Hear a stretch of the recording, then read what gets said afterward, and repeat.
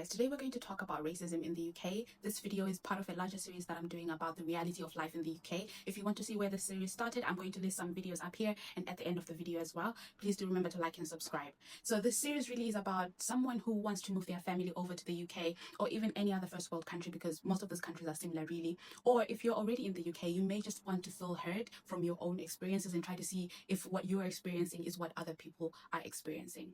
So I'm going to try and give you my picture of what racism looks like from my life. So it may be different from person to person, depending on where you live, depending on your own life. So if you don't agree or do agree, just let us know in the comment section. My experience with racism is that in the UK, it is not to your face. So no one is like openly coming to you and calling you the N-word like they do in America. No one is throwing bananas at you or making monkey sounds while you pass, where I've lived before, right? So I've not had an experience where somebody has like openly like called me that, because they make it very clear that they don't condone it. Like if you report someone at work for anything of that sort, or someone on the bus and you have some sort of proof, those people can get in a lot of trouble with the law. So no one's like openly trying to get caught doing it, and that makes it a good thing. That is different, however, with kids. So if you've got kids, teenagers, or kids in like 8-year-olds, 10-year-olds, that gets a little different. Okay, so you will have situations where your child will be picked out. Sometimes it's out of just sheer curiosity. I've got my my friend's daughter who, they're always talking about her hair, asking her questions, saying, well, your hair is different from everyone else and stuff like that. So they will be with like toddlers, which is like 4 or 5 years old. It's completely innocent, but even though it is innocent, it will still make your child feel uncomfortable in some situations where they are able to identify that they're different from somebody else. Because the reality is that in most of the cities in the UK, your child is going to be 1 out of 2 black kids or 5 black kids, or just really the only black kid in class. So some kids are going to be learning what black people are like through your child, and that may mean her hair getting pulled and examined in class, and questions about the type of food that she's eating, comments about, oh, your food smells and stuff like that. And so from that age, it's really about curiosity and not being self-aware.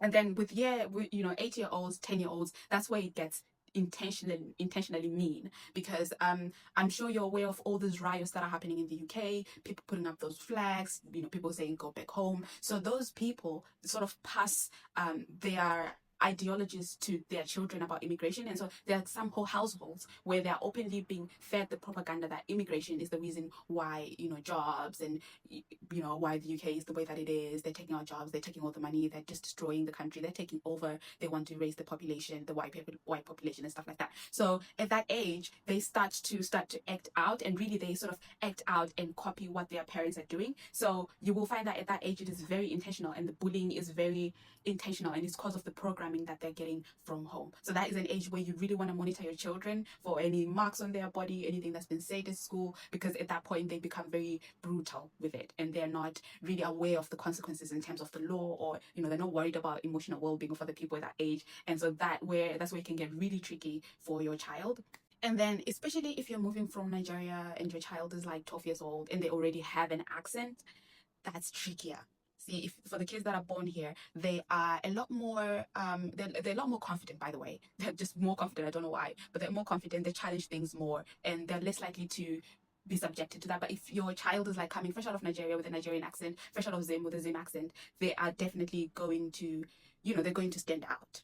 And I just want to talk more on the accent, because that also it brings out the racism in different forms. So the accent is going to bring out racism. The name, so very very Zimbabwean, Fadzai, Gobile, those kind of names, they're gonna they're immediately gonna single out your kid, right? Because some of it may just be just because of the way that things are. I'm going to give you an example of something that happened to me, and this will happen to kids at school. Let's say your kid is very good at public speaking, and they were doing very well in Nigeria with their public speaking, and they come here and they're competing against a child who has a British accent, right? Where do you think that opportunity, if there's like one spot, where do you think that opportunity is going to go? So even if your child is like really good, like the system is just not going to allow that child to excel in that way just because of their accent, because it just doesn't sound fitting. Okay, I talk about me because I interviewed for something. It was really small. It wasn't even paid. It was like a radio thing. It wasn't paid, and I just interviewed for it. And I remember going back to look at the person who got the opportunity and just thinking, no, I did better than this person. But at the end of the day, like, I just don't sound right. So that can happen in schools, it can happen to adults as well. It's just your face not being, you can't really be the face of something unless they're actively looking for a minority person with modeling agencies or whatever else. Like you just cannot be the face unless they're actively looking for a person of color. You're not the first choice, if I may say. Like, you're just not actively the first. It's just how the system is, and sometimes it's not because people are evil or whatever, but it's just like that's just that skin color is going to relate to more people. If it's the foundation that you're trying to advertise, there's just going to be the majority is white skin color, so those opportunities are mostly going to go to white. You know what I mean? So it's just sometimes the system is just, because of the minority aspect of things, you will sort of feel it. And there's just this fear that you yourself just have on the inside, just because when you're, for example, just trying to make an application and your name is very, very African and stuff like that, you're already thinking like, oh my god, I hope the person on the other end is not racist. Do you know what I mean? So even when you're applying, like you're scared, because you know that at the end of the day, I'm not going to sit here and say everyone is like this, and then that's not how it is. You know what I mean? I have friends, all sorts of friends, and I've found love with all sorts of people, and I've found hate with all sorts of people. So at the end of the day, we're not going to sit here and generalize it, but you will have, there will be one or two that will single you out. There'll be one or two that will ask you questionable questions, and there's the thing about questions as well. The questions that you will get will make you uncomfortable. For me, what I find that makes me really uncomfortable is that every time people speak about third world countries, they look at me. If people are talking about, if somebody makes a reference to a third world country, they'll turn around and look at me. It makes me so uncomfortable. Sometimes they'll say, which is true, I come from a third world country, but it makes me so uncomfortable. It just makes me feel, just weird. And those are just some of the struggles that you're going to face. That some of them are not intentional, but they can be quite insensitive, and it's not their fault. They don't know that's how you feel, and I never know how to explain to people, please don't ask me that question. I don't want to answer questions about my hair. I don't want you to know how long it took and how I've done it. I just don't know how to address the questions, and because I've just grown up in a place where everyone's predominantly black. And because of that, no one's ever asked me some of the questions that I've been asked. No one's ever said, oh, you speak really good English. No one's ever asked me. Someone said to me, they asked me where I'm from. I told them I'm from Zim. And they said, oh, you grew up in a dictatorship. It just rubbed me off the wrong way. So you will get that some of it is just ignorance, you know what I mean? And you will get questions like that. You will get questions about, did you go to a proper school? Did you have water where you're from, and all of that? And it just makes you so uncomfortable. It's not meant to be discriminatory from their side, and it's just curiosity, but then you just spend the whole day just feeling so exposed. The open acts of racism, and I've had an issue with this, is maybe people will be very subtle with it. It's for example, I've had a situation where I've walked in a bus and I've gone to sit next to someone, and then that someone looks very disgusted, and they kind of stand up and leave and go and sit and choose to stand instead of sit next to me. So it's going to be subtle things like that. No one's it was going to, but they will, some people will like, their nose or something like that. It's small things like that. And I find that there is some places where it's likely to happen than not. Like even when we had the riots in 2024, there are some places where the riots were just non-existent. And then there's some places. So there's some places where there is a lot of Africans, Birmingham, a lot of Africans, a lot of Indians, a lot of just more diversity, and you're less likely to have issues like that, in places like that. And then there's in lower income areas, council states and stuff like that, where it's just lower income areas. I find that I'm more scared to go into those neighborhoods because I don't know how I will be received. So there is also the place of like, if you're trying to move your kids, you need to research the type of city that you want to move to. Is it black friendly? How many, is there diversity in the school that you want to send your kids to? Because where you are definitely matters, because we had places in Scotland where during those riots they were literally bumping people's windows and stuff like that. And where I was, there was a riot that was said to happen. I don't even know if it happened or not, but I didn't face that. You know what I mean? There was definitely the fear of like walking down the street and being scared that someone's going to stab you, but it wasn't as bad as it was in some parts of England.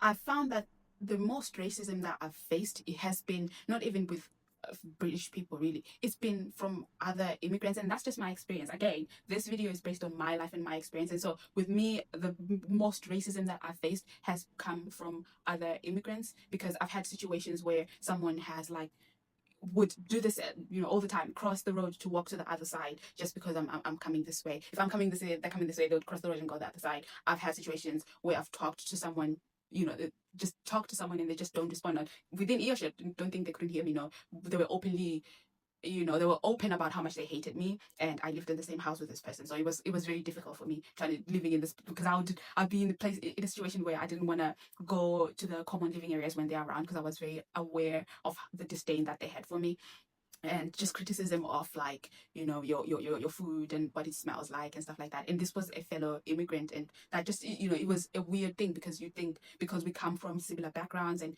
we are both here trying to face the same challenges and stuff like that, you wouldn't get that. But my biggest challenges was from a fellow immigrant who was just, I don't know, who just felt superior to me just because of the way that I look. So in conclusion, really, I wouldn't say don't move. You know what I mean? I wouldn't say the racism is so bad, don't move. I think I would say, if you have kids, you want to research the types of schools, you want to research the diversity in the area. And if you're an adult, it's just getting on with it and just learning the system. And I know that for most Africans, especially Zimbabweans, we're not good with using the system. We're not good with reporting things and stuff like that. But, if somebody is making you feel some type of way, it may be time to do away with the African mentality of just being strong and, bringing this message forward. I wouldn't say don't move because of it, but at the same time, I can assure you that there will be some uncomfortability. You know what I mean? When your kids move here, if they were learning in Zimbabwe and they're coming here, and suddenly she's the only one in class with nappy hair, she's the only one in class with hair that grows outward, and people are like examining her hair and stuff like that, and she's the only one in class with food that smells a certain way, that's going to rub her off it's going to rub her off some type of way. It's not going to be the same. So I can assure you that it's not going to be the same, especially for kids that have had a bit of life in Africa. They're going to be really uncomfortable, especially in the first couple of years, okay? Especially if it's just her, you know what I mean? So they're going to struggle with identity, and you'll find that they will start to want to look like everyone else in class. So they will like try to make their hair lie flat like everyone else. They will try to be like everyone else, and they'll be very aware that they're not like everyone else. So I'm not going to sit here and lie that it's going to be comfortable. Even for adults, it's not comfortable. So never mind that, how about kids? So even for you as an adult, it's not going to be easy. You're going to feel very much like you stick out. You're going to be very much like, yeah, I'm different. You're going to sound different. You're going to be, the things that are going to be asked to you are going to be different. Opportunities not going to be the same. So I'm not going to sit here and fluff it about and act like it's a level playing field. No, at the end of the day, these types of people exist. And, for somebody who, when I talk to my other friends of different races, they may not understand that, because to them it's just different to fathom that there's those type of people that will prejudge somebody based on their accent, their name, but they exist, and they're very much out there to make you feel like you shouldn't be here. And if it was up to them, you would be out of the country. So it's not a thing where I would say don't move for, but it's going to be different from Africa. It's never going to feel truly, truly like home.